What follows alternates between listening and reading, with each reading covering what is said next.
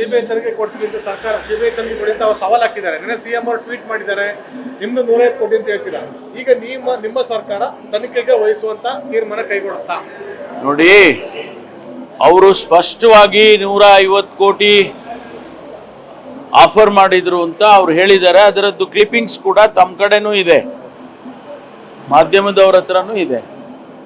ಜೊತೆಗೆ ಮಾಧ್ಯಮದವರು ಒಬ್ಬ ಸ್ನೇಹಿತ ಇಂಟರ್ವ್ಯೂ ಮಾಡುವಾಗಲೂ ಕೂಡ ಅದನ್ನ ಅವರೇ ಹೇಳಿದ್ದಾರೆ. ನಾವ್ಯಾರು ಹೇಳಿರ್ತಕ್ಕಂಥಲ್ಲ, ಅಥವಾ ಆ ವಿಡಿಯೋನ ಯಾರು ಕೂಡ ಸೂಪರ್ ಇಂಪೋಸ್ ಮಾಡಿ ಕ್ರಿಯೇಟ್ ಮಾಡಿರೋದಲ್ಲ, ಅವರೇ ಹೇಳಿರೋದು. ಈಗ ಆಲ್ ಆಫ್ ಎ ಸಡನ್ ಇವರೆಲ್ಲ BJPಯವರು ಅವರಿಗೆ ಒತ್ತಡ ಹಾಕಿ, ಅವರ ಧಮಕಿ ಹಾಕಿ, ಅವರಿಗೆ ಉಲ್ಟಾ ಹೇಳೋಂಗೆ ಮಾಡಿದ್ದಾರೆ. ಆದ್ರಿಂದ ಮುಖ್ಯಮಂತ್ರಿಗಳು ಏನು ಹೇಳಿದ್ರು, ಇದನ್ನ CBI ಕೊಟ್ಬಿಡಿ,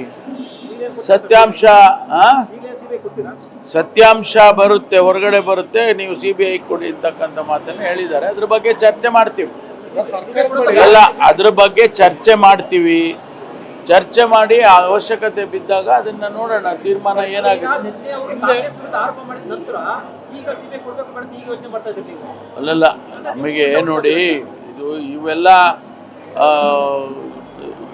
ಪರ ವಿರೋಧ ಮತ್ತು ಇವೆಲ್ಲ ಟೀಕೆ ಟಿಪ್ಪಣಿಗಳು ಇವೆಲ್ಲ ಬರ್ತಾನೆ ಇರ್ತವೆ. ಇಂಥ ಇಶ್ಯೂಗಳು ಬಂದಾಗ ನಾವು ಸರ್ಕಾರದಲ್ಲಿ ಅದನ್ನ ಯೋಚನೆ ಮಾಡಿ ಚರ್ಚೆ ಮಾಡಿ ತೀರ್ಮಾನ ಮುಖ್ಯಮಂತ್ರಿಗಳು ನಾವೆಲ್ಲ ತಗೊಳ್ತೀವಿ. ಸರ್, ಹಿಂದೆ ಅನ್ವರ್ ಮಾನಪ್ಪಡಿ ವರದಿ ಸಂಬಂಧಪಟ್ಟಂತೆ ಹಿಂದಿನ ಸರ್ಕಾರ ಕಾಂಗ್ರೆಸ್ ಸರ್ಕಾರದಲ್ಲೂ ವರದಿನ ಮಂಡಿಸಲಿಲ್ಲ, ಅವರು ಹೋಗಿ ಇನ್ನೂ ಪೆಂಡಿಂಗ್ ಇಟ್ಟಿದ್ದಾರೆ.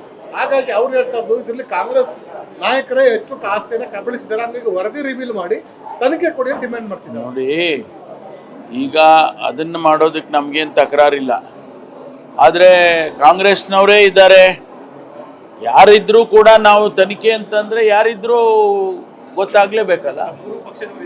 ಅಲ್ಲಲ್ಲ, ಇರ್ಲಿ ಬಿಡಿ, ಯಾರಿದ್ರೆ ಅವರು ತಪ್ಪು ಮಾಡಿದವರಿಗೆ ಅದು ಏನು ಕಾನೂನು ಕ್ರಮ ತಗೊಳ್ಳೋದನ್ನು ತಗೊಳ್ಳೇಬೇಕಾಗುತ್ತೆ. ಚರ್ಚೆ ಮಾಡ್ತೀವಿ, ಚರ್ಚೆ ಮಾಡಿ ತೀರ್ಮಾನ ತಗೊಳ್ತೀವಿ.